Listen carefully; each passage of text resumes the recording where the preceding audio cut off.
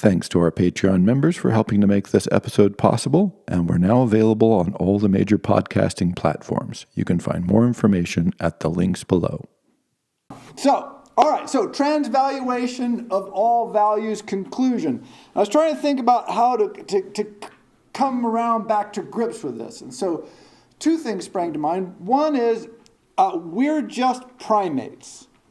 We're primates with some extra trimmings on top, but we're still primates.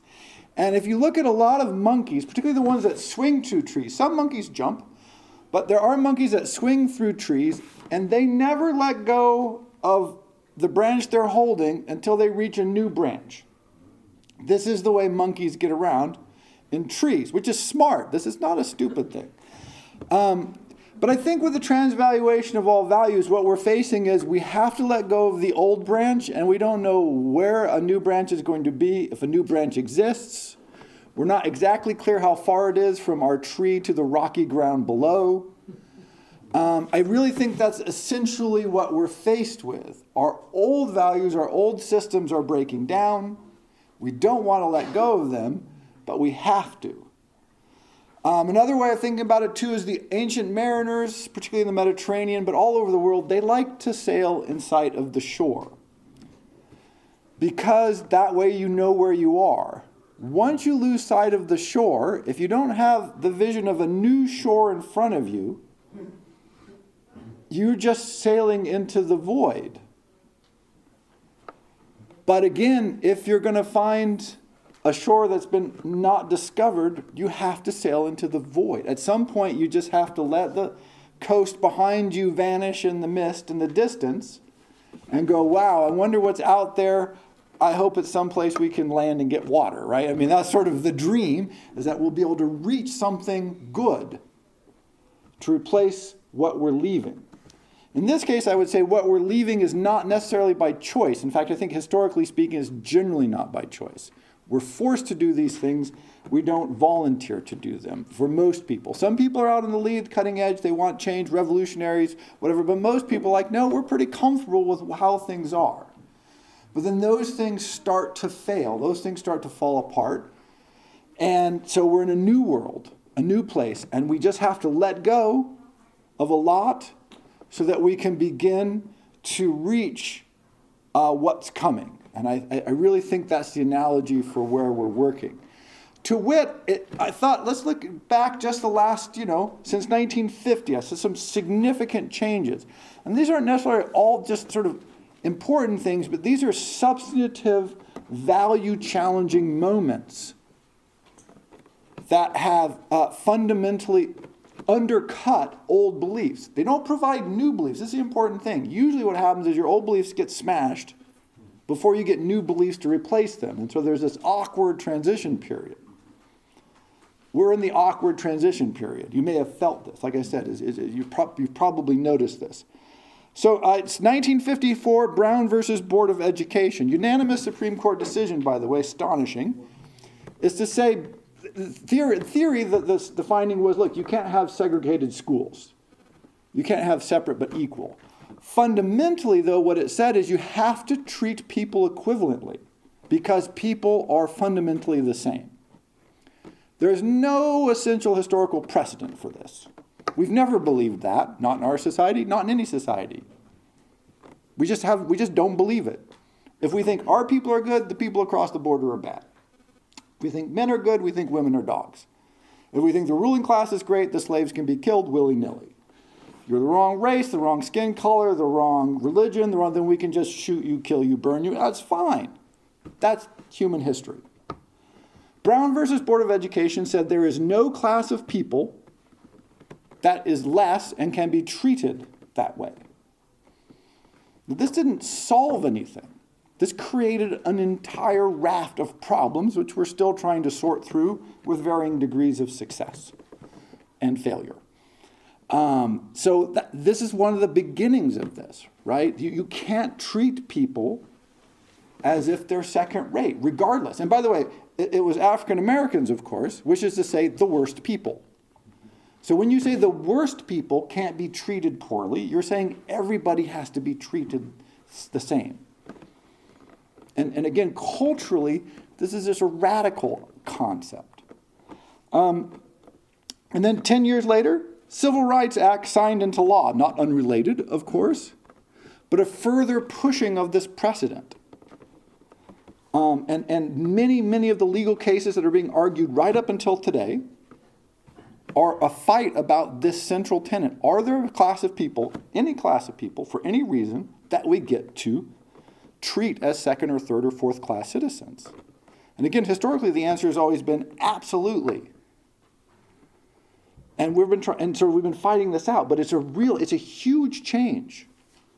And we're still not sure culturally, as a civilization, how we feel about it and what it means to try to implement it. And then on a different tack, in 1969, we put a man on the moon, famously. Again, it's hard to describe the impact of this. It's a truly phenomenal moment in world history because like launching a satellite, of course the Russians did that first, so we don't like to talk about the satellites, but this notion of being able to take a human being off of the planet, but much more importantly, the ability to stand on the moon and look back at the planet. That's the revolutionary moment. To be out in space and look back at the planet and go, oh, wow, we've never seen it this way before. The first Earth Day takes place roughly the next day. You get that shot of the Earth floating in space, and all of a sudden people go, wait a second. You can almost, many thinkers, it's an original with me, but they peg the beginning of the serious and big-scale world environmental movement to that picture of the Earth taken from space. Because now we can conceptualize it. Now we can see it. Now we can feel it in a human way, that we're this little blue thing floating in space. It's one unit. We have globes, you have maps.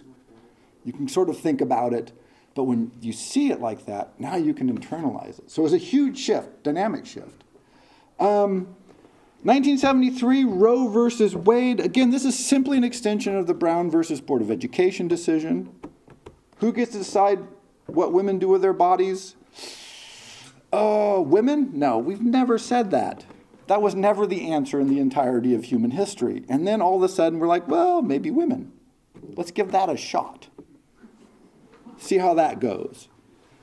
Right? Again, that for the entirety of human civilization, women have been at best second-class citizens.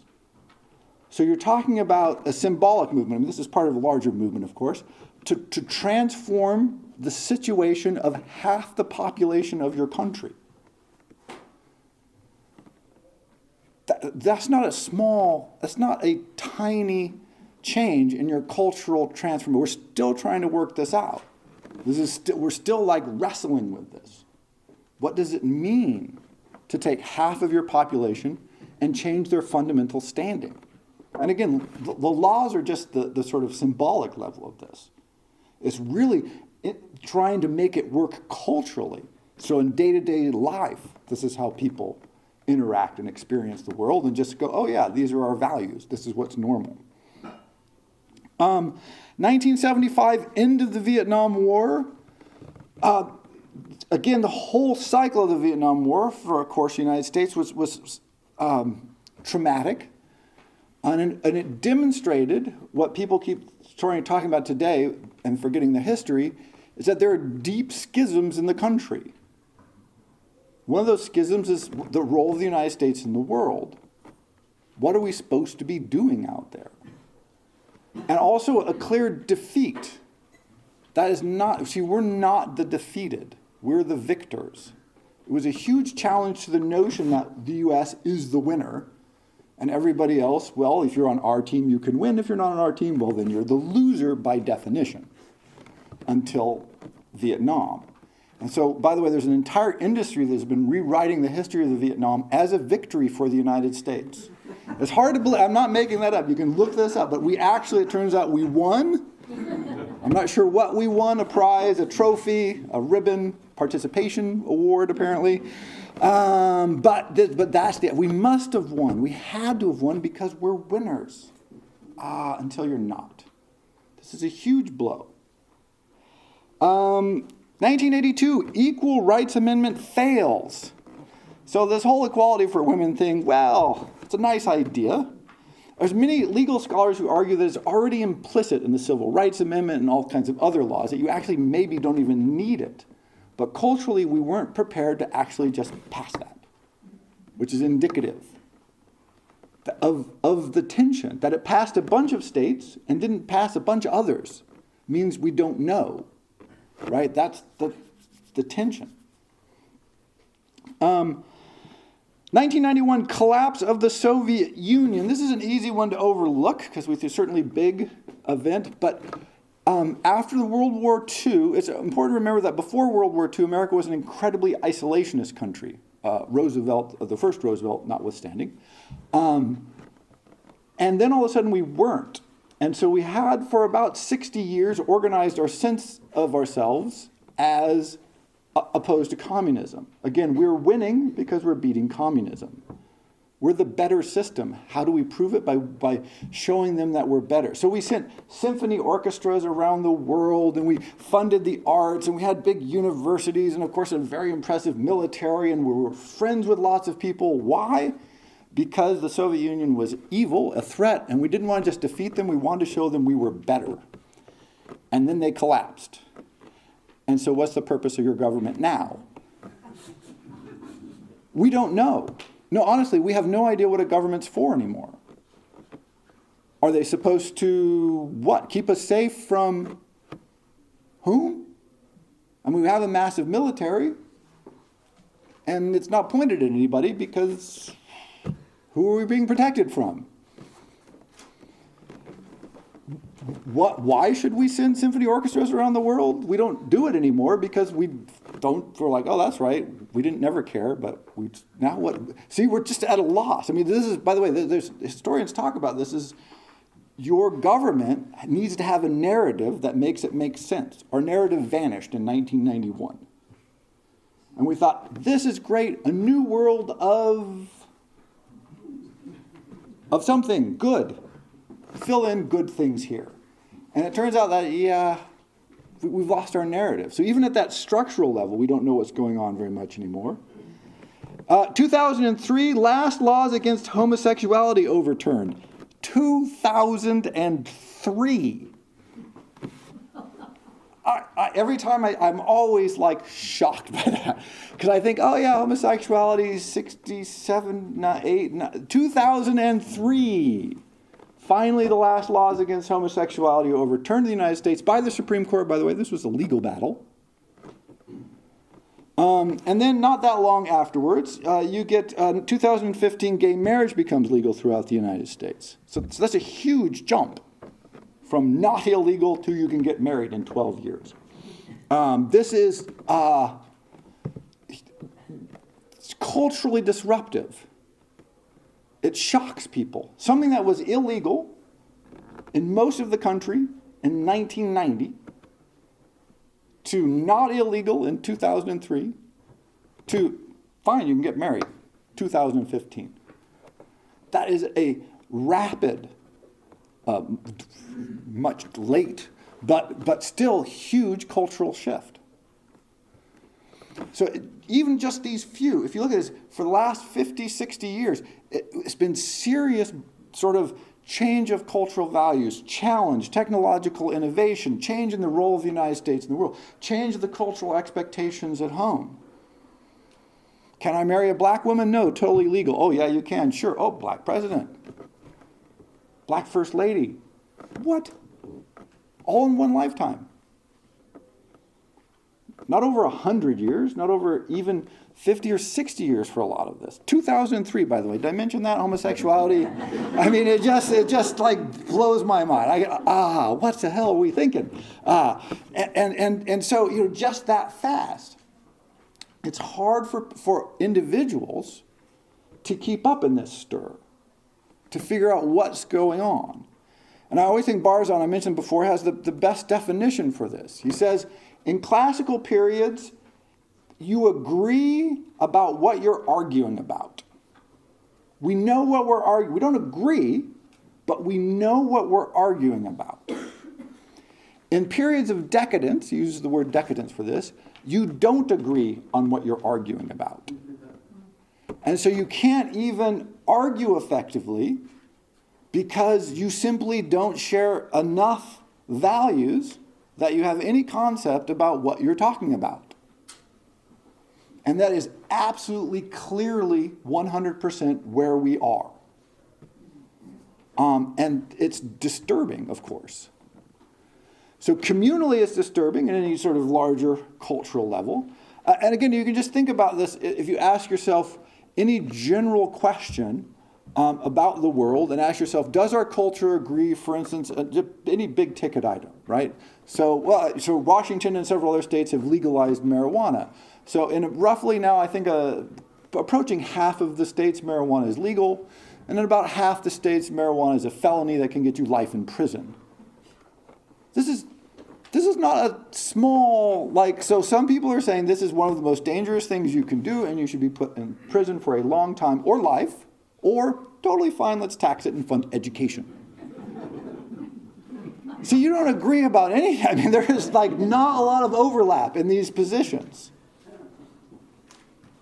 That's what's happened. So generally what people thought was, in this argument what will happen is we'll shift from people going, it should be illegal, it's not that great, and then you'll go to, well, it's not that harmful, but we don't want to legalize it, to, okay, you may as well legalize it because who really cares anyway, and we get some tax revenue from it.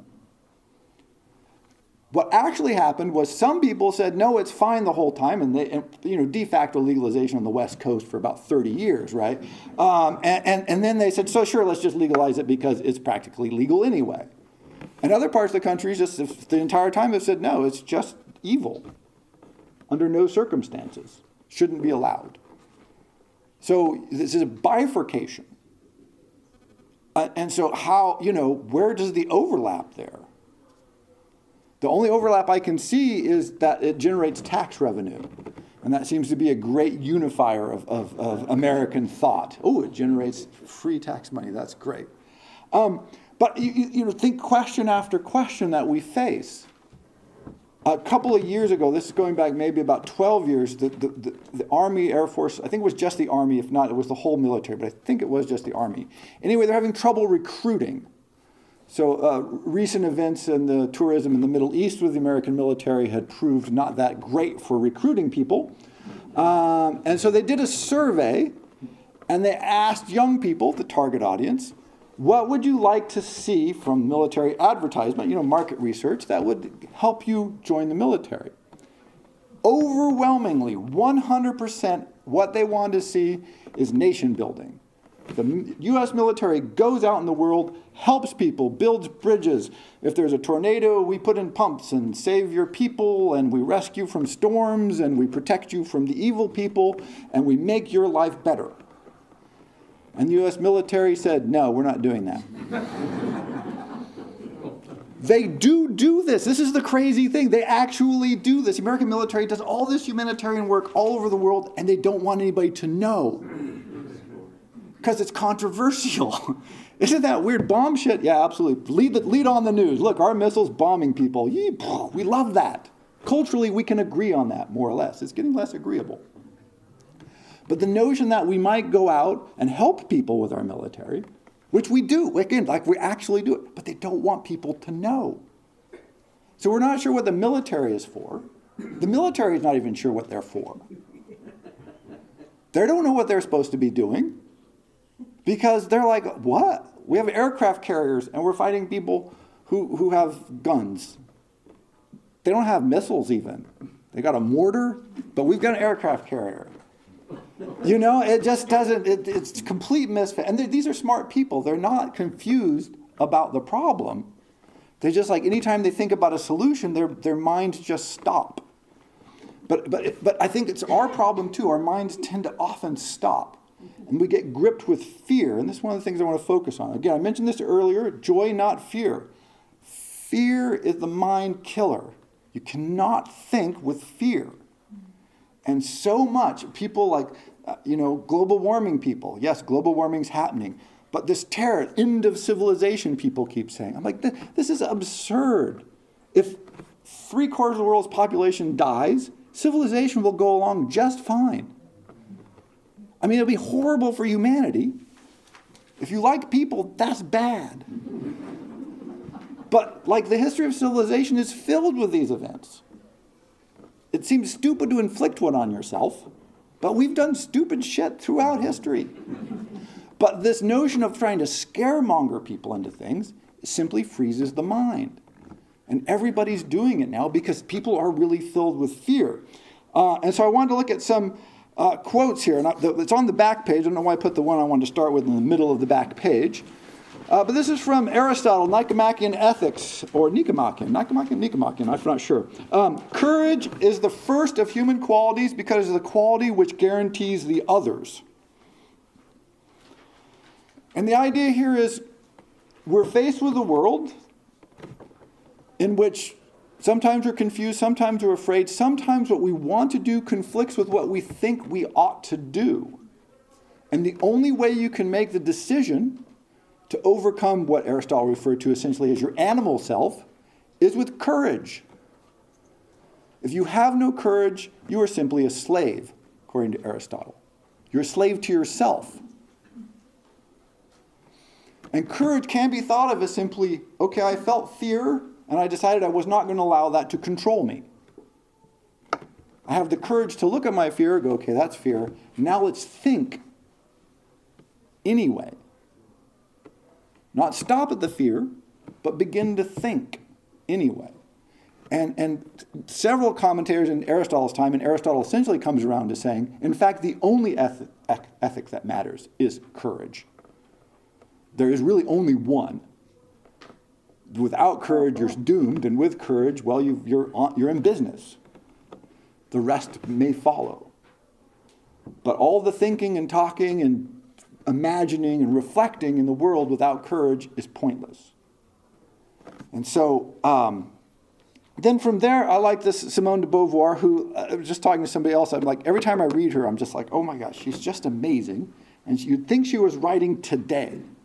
She has so much power, and she's so topical, and she's so focused that it just blows my mind every time I sit down and read her.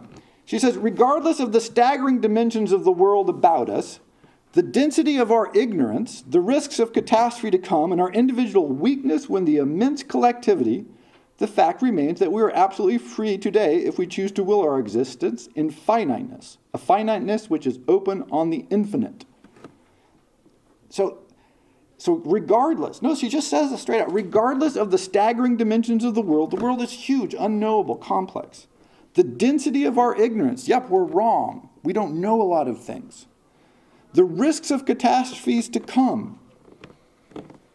Yeah, going off a cliff, we don't know. And our individual weakness within the immense collectivity. We are in these we're in states and countries and legal systems and historical systems and economies. These are huge collectives. And we're just these weak, tiny individuals. So she's not sugarcoating it. I guess that's my point. She's just sort of, like, here you go. But the fact remains, we are absolutely free today if we choose to will our existence in its finiteness. We're finite. We can will it in our finiteness.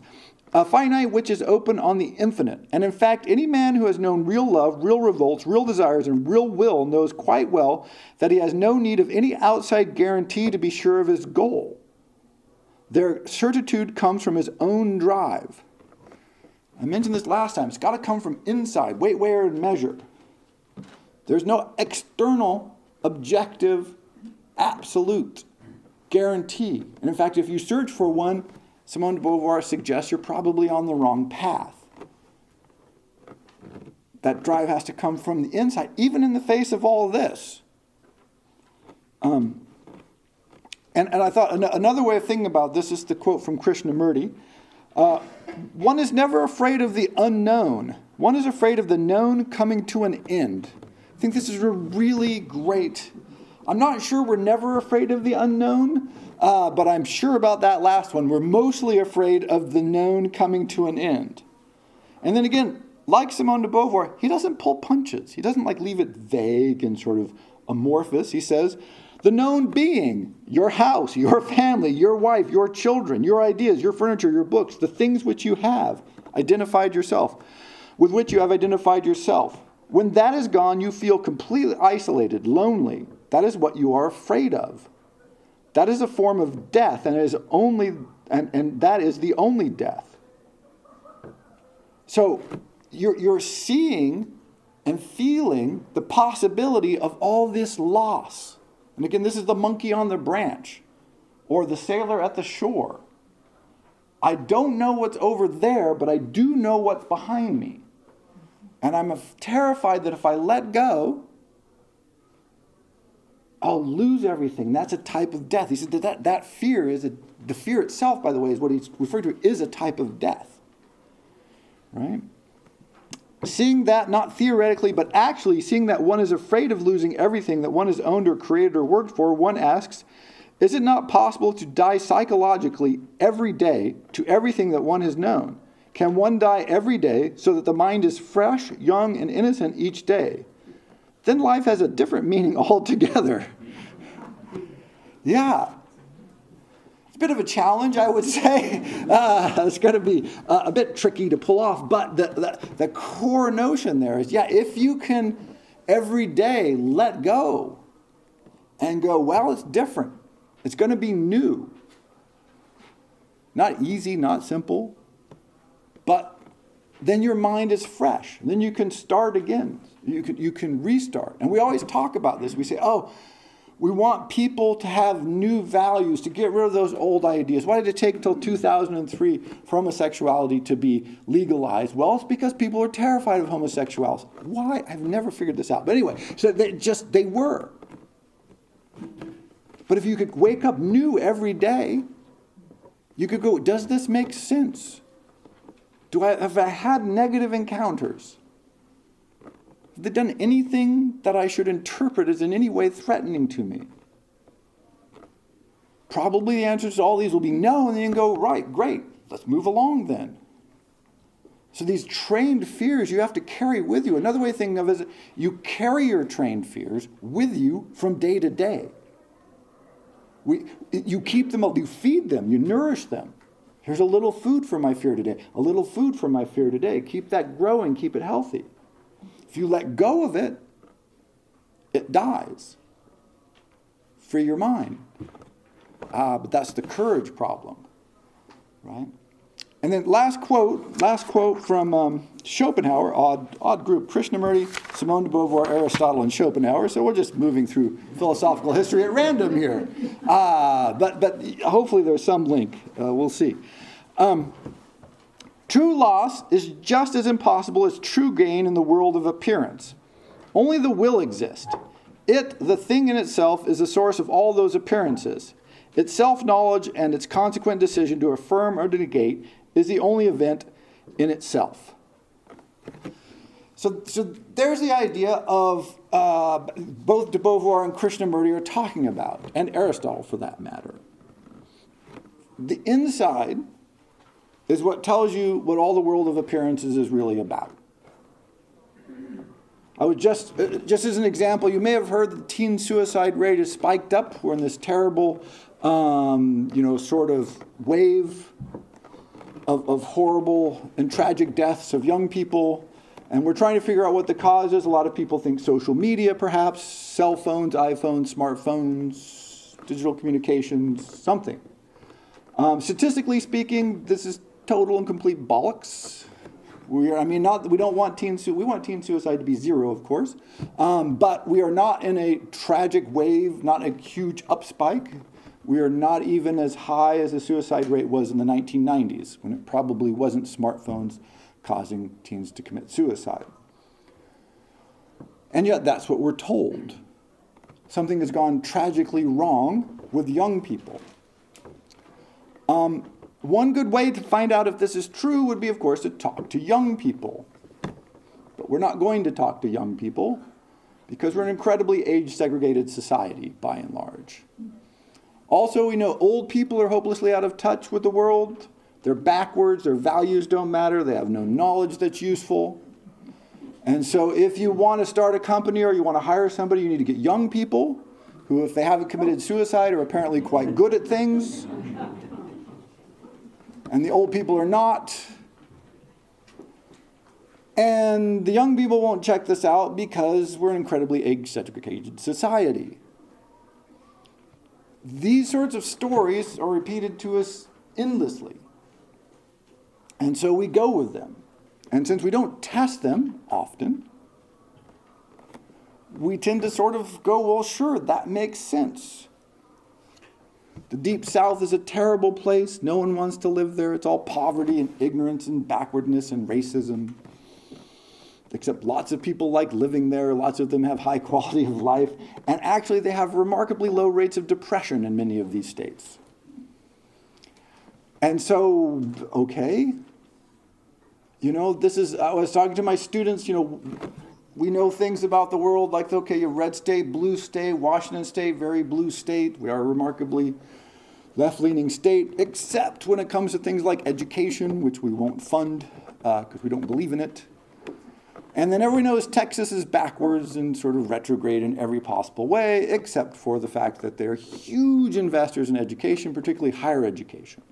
Particularly higher education to give opportunities to just about every student in their state a chance to go to college. And that's like, well, wait a second.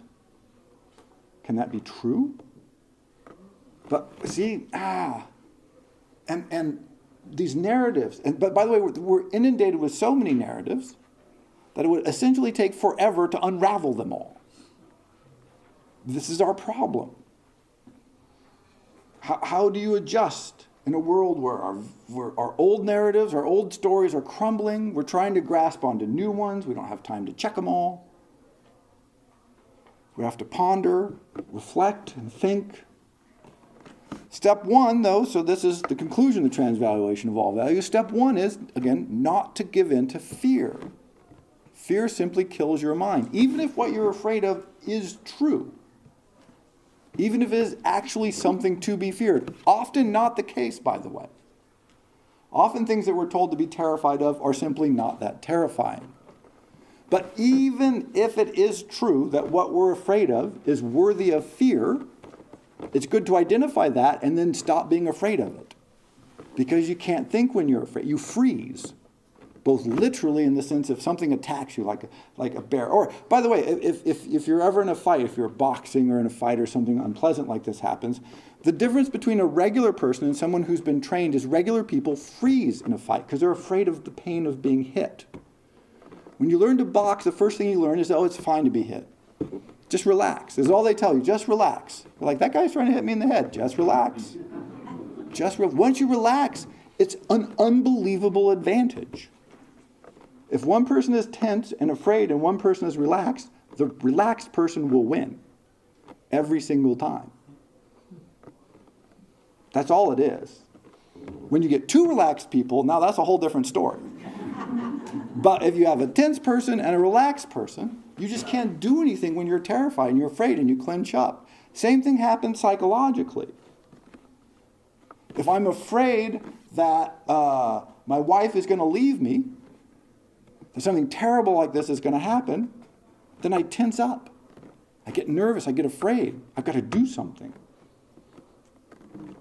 Or I can say, okay, that's a possibility, because it always is a possibility. This is the power, the desperate sort of core of love. Is to love somebody is to say, yep, you can just kill me. I'm giving you the opportunity to just rip my heart out. I would prefer you didn't do that. That would be great. But that to the extent that you open yourself up to somebody and give of yourself to somebody, you're saying, yeah, you can absolutely pummel me and inflict incredible amounts of pain on me at my invitation. Of course, this is voluntary. You are making it possible. And so if that fear of that will either freeze you from opening up to somebody, or if you've opened up a little, then it'll cause you to close down from fear. Right? This is why I always think early stages of relationships, friendships, romantic relationships, it doesn't matter, are all about showing one card at a time, right? I'll show you one card if you'll show me one card. Right? And you're always terrified that you're going to show the card and the other person is going to go, and you go, oh, damn, not that card. Oh, crap. Right? I'll put that card. I didn't have that card. I don't know where that card came from. right? It's sort of this, because you don't want to just, because somebody can then potentially really, truly harm you. But this overcoming of fear, I think, as Aristotle says, is both the beginning and the end of the transvaluation of all values. The second thing is to go back to a quote from I had from Nietzsche earlier and expand on it. And this is the idea of basically looking at the world and saying, I love the world exactly how it is. This is one of the most difficult, truly difficult tasks. Because if you don't love the world how it is, you will never see it how it is. You have to say, I want the world to be as it is. Because that is how it is. Now we're only going to be, like Simone de Beauvoir says, we're finite, we're limited, we're vast in our ignorance and tiny in the infinity of the world and the universe. But to the capacity of the human mind, to open up and say, I want the world to be how it is, and I want to be able to see it how it is. Because if we say, oh, I don't want to think that, again, this is the blinder goes down and some part of what's going on around us vanishes. And then it becomes very difficult to figure out what to do with our values, how to interpret the world, how to know what it means when we've just shut things down. That's not possible. That's not real. That's not true. Not because the evidence suggests it or my experience suggests it, because if it were true or if I did accept it, it would really threaten some things that I hold to be true or how I want the world to be. I mean, we all want the world to be different than it is, of course. I think, most people, at least. We don't look at the world and say, wow, it's just perfect. I'm not saying that. But the first step is to say, but it is as it is, and I have to want to see it that way. If you don't really want to see it the way it is, you'll just see it through this haze of all this training, a lot of which is based on fear. To have the courage to embrace the world and to say, look what's going on, and again, to want it to be that way. Not to say you want it to be that way forever, not that you don't want to see it ever change, but however it is now. It's very difficult, truly challenging, because we see so many horrible, awful things in the world, and we think, I wish that were not so. It's a very natural response, very admirable response, human empathy. But it is so often.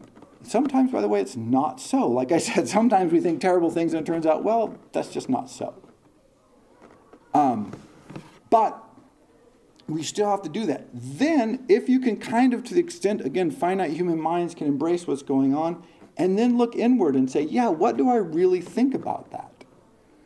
There's a great quote, I think it was in the New York Times about 15, 20 years ago, when outsourcing of jobs was really at its peak, and it was controversial. Now we're just used to, of course, that's what you do, right? But it was when it was sort of controversial, and they were talking to this very wealthy businessman, and he had just closed down a factory in the United States and laid off a couple of thousand people, sort of destroyed a small Midwestern city, you know.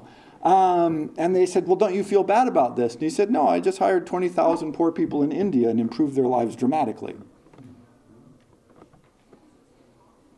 And it's like, ooh. Damn. Right?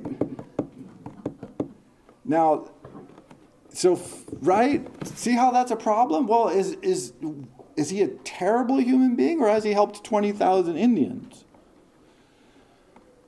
Or is he just doing all of that so that he makes even more money? There you go. Right? So there you go, right? But notice, if you simply said somebody has gone from employing 5,000 people to 20,000 people, would you say that is good or bad? Right? But 5,000 Americans we know are vastly more worthwhile than 20,000 Indians, because they have so many of them. Right? Roughly speaking, yes. You see, this is how, like, oh, well, right? We don't, but no, Americans are more important. We know this, vastly more important. But why? Why again? We also know again that the Chinese are bad for some reason. But by far, without doubt, the single greatest source in the last 50 years of lifting people out of poverty has been the Chinese government. They've been doing it in China at a phenomenal world historical rate. Nothing like this has ever been seen before. I mean, truly titanic lift. And now they're doing it all over Africa. Africa is booming, and it's booming in part because of vast investment by Chinese businesses, which is all the government, by the way. Chinese business equals Chinese government. Vast investment by the Chinese government through Chinese businesses, vast infrastructure projects, vast investment in intellectual capital, Chinese engineers training African engineers. And they're literally lifting Africa rapidly out of some of the world's most dire poverty. Those awful people. Now, it doesn't mean that they're perfect. It doesn't mean we don't have problems, but you got to open your mind and go, well, are not the Chinese worthwhile? What's going on? Right? These narratives that we're told of the goodies and the baddies, who we should like and who we should dislike, who's good, who's worthwhile. But again, you have to actually open your mind and ask, well, what's going on? What's happening? And then, what do I think of it? And again, this is what we're always going to come back to. It's perfectly reasonable to say, yeah, that's all well and good, but if you're doing that under a repressive communist regime, I think it's better to have freedom than to have this lift out of poverty. This is a reasonable ethical argument, but notice it's an argument. It's not a clear, written on stone fact. And so, or even the notion that some of the fastest growing economies in the world are in Africa. If you have some spare couple of $100 million in your pocket today, your financial advisors are probably saying, you know what, we want to be investing in Africa. Where are the returns? Africa. There's a couple of major American corporations that are profit neutral in every part of the world except Africa. They're making almost all of their profits now because it's developing so rapidly in such a huge market. America is a developed market, and so we go, wow, we don't think of Africa as booming. We don't think of Europeans as moving to Africa for job opportunities, although this is happening in large numbers. Educated Europeans are looking around going, where are job opportunities? Africa. Often in their former colonies. So, it's like, so I just picked these things at random because, again, we're in this massive change. But it's got to go back to you. And so step one is to ask yourself, I would say, once you have the courage, look at the world, look inside, and then say, what do I care about? What matters to me? Because one of the beautiful things about humanity, I would say, and our human condition, is no matter what you do, someone will criticize you for it. You are always wrong, according to somebody. So if you gave $10 million to build a children's hospital, someone will say, why aren't you fighting homelessness? If you do something to help homelessness, someone will say, how about those cancer patients? No matter what you do, fund the symphony, oh, that's just for wealthy people, you should be giving your stuff to the children's hospital. Right? So it's just this circle. And people are often looking for outside institutions, as I mentioned, to justify, to come back and tell us what's right. And you can find that, but only if you close your eyes off, only if you shut your ears and say, whatever this institution tells me is good, I'll take it as good. If you look outside of that, people will tell you you're wrong. And so first thing is to say, what do I actually care about? What's valuable to me? What do I think is important? Now, other people can think other things are important. I'm not telling them what's important. Because then that gives you a measuring stick. And that's what we're talking about with the transvaluation of all values. Because then you can hold a measuring stick up and say, people say this about that, but my measuring stick is, say, beauty, Does this make the world more beautiful? If yes, good. If no, bad. They want to put a freeway in. It'll relieve traffic. It'll do all this stuff. If it's ugly, I'm opposed to it. If it's beautiful, let's do it. They're doing something in Seattle right now, in downtown. I heard on the radio today on the classical music station. They were talking about it. They're putting some like transit system in, and they're cutting down like 100-year-old trees. So on one hand, like, now if I lived in Seattle, this would be a true tragedy because they need more trees, and they need less Seattle. If you've been to Seattle, it's sort of like, wow, it's not getting more beautiful over there. But notice it's public transit. And so somebody can totally reasonably say, look, I would rather give up the trees so that we can move people more efficient through this and help the planet, by the way, right? Sort of, reduce emissions, move people around, make the city more livable. Yay. Somebody else could say, unless you've got some 100-year-old trees that you're going to plant across the street, I'm not really for that. Don't tear down things you can't replace, I think is always an interesting rule. If you can't replace them, you can't get rid of it, right? But notice, I don't know who's right in that. I mean, I know where I would stand, but I can't say the other people are just out of their minds. But if you have a measuring stick, or maybe a couple of measuring sticks for different situations, then you can go, I don't care what everybody else says on the entire planet. I think this is either worthwhile or not worthwhile. Again, as someone who's a huge classical music fan, you can read an article roughly every year that tells you classical music is dead. It has been dying for several hundred years, by the way. These articles go way back, which is hilarious. What they mean is classical music is not broadly popular. Notice this is very different from dead. Give or take, most of us are not broadly popular. This is not the same as dead. But even if you're the last person on the planet who is listening to Beethoven or Mozart, Bartók, classical music is perfectly fine. For you, it's great. And what else do you need? How many people out there? Along the same lines, I was just reading a very depressing article about the current state of the humanities in the universities. And there's a whole raft of these articles, one more depressing than the previous one, so I recommend not reading them.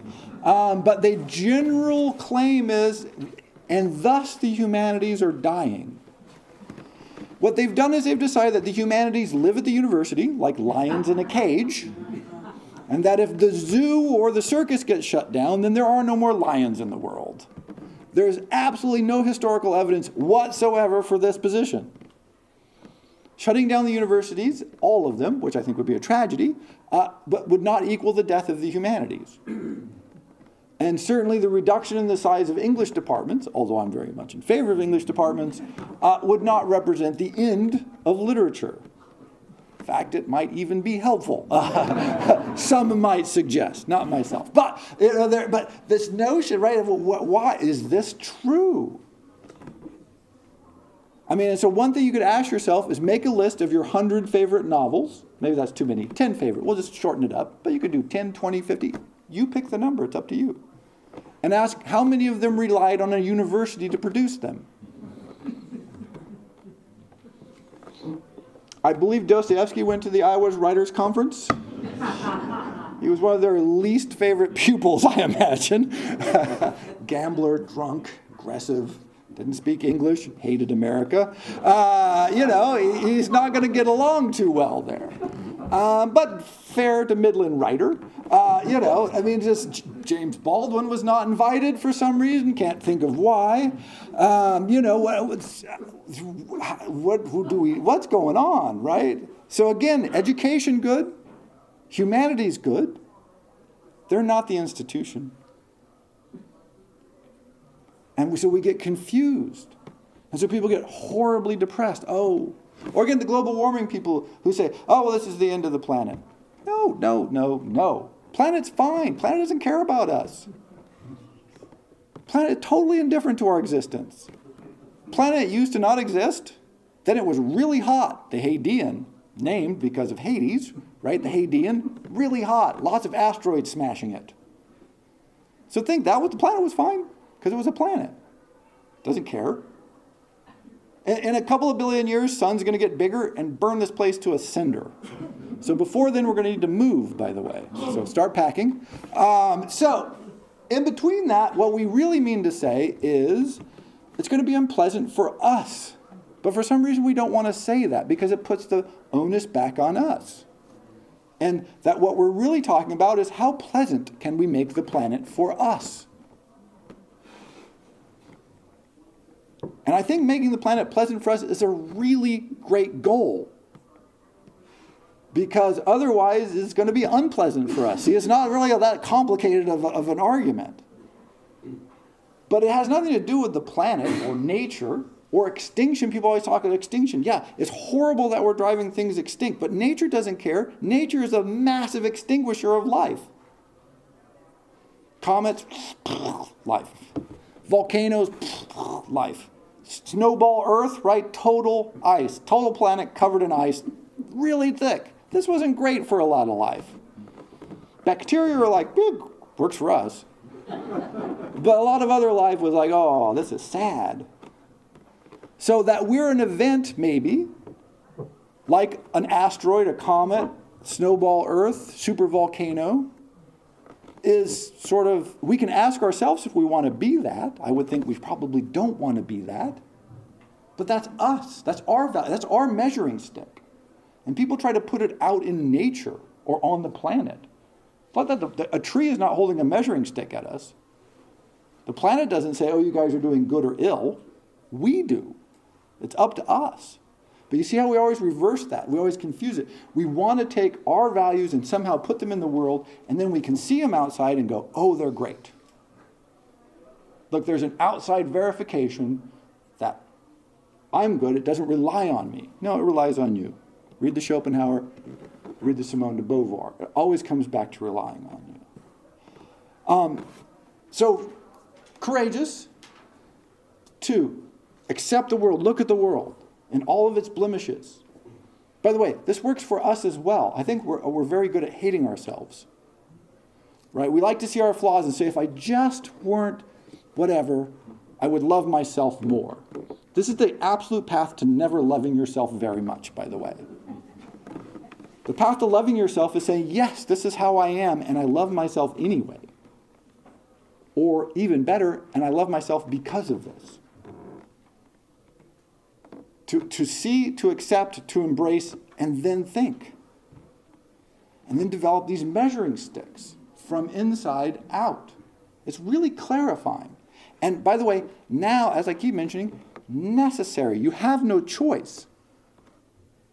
Because all the old systems that we used to rely on are sort of, we're getting nervous about them. We're getting like, oh, you can never lose money in real estate. That one kind of went up in smoke. By the way, it was never true. I mean, it's one of those great ones that people kept saying this right in the lead up to the housing market collapse. And I'm like, the entire history of modern economies is real estate speculation, bubbles, and busts.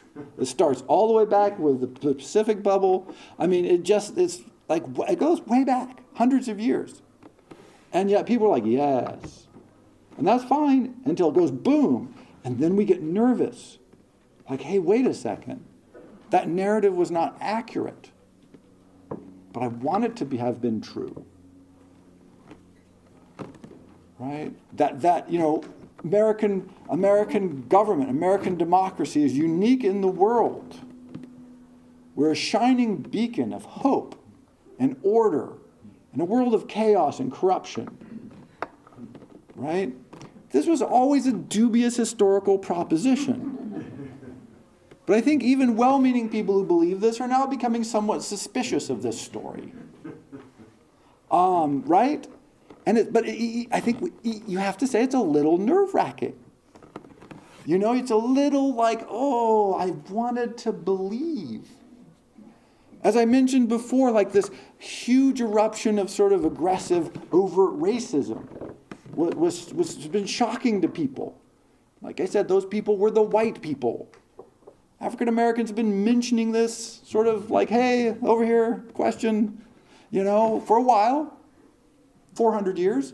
And then it's like, oh, wait a second. By the way, this is the problem of the aberration. If you're in a system you like and something goes wrong, you say, well, that's an aberration. It's a one-off. You know, nothing works perfectly all the time. That's simply one of those times. 99% good, 1% bad. Yeah, that happens, right? It's an imperfect world. But if enough aberrations accumulate, when do you begin to say, oh, wait a second, maybe this institution, this system, this group, this whatever is not working for me, is not actually good. The painful but difficult example I always like is people in physically abusive relationships, right? Well, he only beats me once in a while. He doesn't mean it, right? And so actually I can almost see the logic here. If you have a good relationship and once every 10 years somebody beats you up, could you say, oh, that's an aberration? I think potentially, right? Human flaws, stress, or unusual situation. I don't know. Once a year? Yeah. Once a month? Ooh. Once a week? Okay, now wait a second here. Right? I mean, but notice, when does aberration become pattern? See, that's totally internal. There's nothing to do with anything outside. This is an internal values transition, where you have to say, oh, wait, what I thought was just, no, those turn out to be bad. And notice retroactively, this is the scary thing, retroactively it makes all the previous aberrations become pattern. And now you've got to accept it, oh, I'm not wrong today, I've been wrong for this entire historical march, for however long it is. I have to reevaluate lots of stuff. And that really, this is the core. Right? When we look inside, find a measuring stick and hold it up, a lot of times we'll go, oh, wait, maybe that doesn't meet my standards. And finally, with the problem, I think maybe central to everything is this joy problem. It's weird to say joy problem, but I want to say joy problem. Because for some reason we seem to resist this. And I'm never quite sure why. I have some ideas. But fundamentally, I think one excellent question that came up earlier that I've been pondering is okay, joy is good, we want joy, but sometimes you have to go through trouble or pain or struggle to arrive at joy, right? It's not always just there on your doorsteps. 2-day shipping, Amazon, free with Prime, right? It's just an arrived gift wrap. Well, how do you know when what you're enduring is the endurance that brings joy and is joyful, therefore, as you do it? Or when are you just doing something stupid that inflicts pain on yourself? And the question to that answer is yes. Yes, that's the question. The answer is you've got to decide. I would say probably 90-10. 90% of the time, the pain is totally unnecessary and being inflicted on us by ourselves for reasons that are sometimes easy to track down, sometimes difficult. And I'll give you a couple of examples I think are sort of classic from our culture. One is we like to say, no pain, no gain. Athletes out there, you've got to work, you've got to struggle, you've got to But if you enjoy doing that, it's not a struggle. It's joyful. And if you don't enjoy doing that, you should probably do something else. Because being a high-level athlete requires a lot of this. And you can look up a video online. I can't remember his name now. He's a famous climber. I think he's Polish. Climbs all over the world. Andre, something like this. And they did a day, what he does in a day. And he gets up and he goes to a gym and he climbs. Then he goes to another gym and climbs because it's nice to change location. Then he eats lunch and he goes to another gym and climbs because he climbs with other people at that other gym. And then he gets home at night, exhausted from a long day of climbing. And he has a room that's just climbing stuff. And he just climbs in circles in the room. Now he might have a mental problem. This is possible. Right? It could be. He's a little off. But he's not like going, oh, I got to climb again today. He's not like, oh, if I really work and struggle, I'll be able to win a prize, and then everybody will say I'm lovely. It's like, wow, look, climbing is great. And I think this is where a lot of the pain, struggle, confusion comes from. Are you doing it because you love it? Or are you doing it because you want to reflect glory on you when you get to some arbitrary external goal? So people often talk to me, oh, I want to be a writer, which I always think is the dumbest thing to say, by the way. I want to be a writer. I'm like, great, you're literate, okay, you have a pen and you have a piece of paper. You can use a pencil, I think that's allowed. Congratulations, you're a writer. And I often think what people mean is they want to have published famous books. Oh, see, that's different. That's a totally different thing. To want to have published famous books is not to want to be a writer. And so then it's a struggle. Oh, I struggle with writing. It's a pain. And I rack my brain. I'm like, why? Because I want to have been a famous, it says, well, just hire a ghostwriter. This is how you do this. Rich people know how to do this. You don't struggle. You hire a ghostwriter. You put your name on a book. And they feel great about this, by the way. Because they never wanted to be writers anyway. They want to have written famous books. See? And so finding out whether it's an internal measuring stick, I have shit that I want to get out, mumbling at people in lectures on philosophy for hours on end. Or I want some reflected version of an external system that tells me, you're great. Be very careful, the external versus the internal. And so this is the core of it. Values are changing. Our world is changing rapidly. We all know this. And the arbiter of what this means can either be you or some external arbitrary system that you do not control. I recommend you. I think you're going to do a better job, at least for you, than any external system, however well-intentioned, however well-meaning, however pleasant and wonderful in every possible way. But the caveat there is just what we read. Courage is the first of human qualities because of the quality which guarantees the other. It takes simply courage to look at our fear, let it pass, and then think for yourself. Come up with your own measuring stick, and then reevaluate the world. Because transvaluation of values does not happen externally. It happens internally. You have to remake all the values that are being unmade, for good or ill. Thank you very much. Transvaluation of all that.